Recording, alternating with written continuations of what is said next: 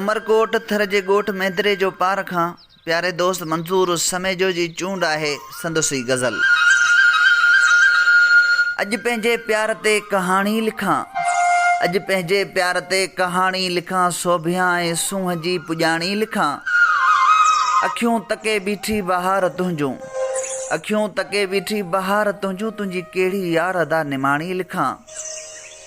सिंध सॼे जा सपना सारे सारे, सिंध सॼे जा सपना सारे सारे, तूं ॿुधा तोखे टलटी या म्याणी लिखां। तूं अफ़सरान जे टोले जी अफ़सरा, तूं अफ़सराउनि जे टोले जी अफ़सरा, कीअं तोखे कोटनि जी राणी लिखां।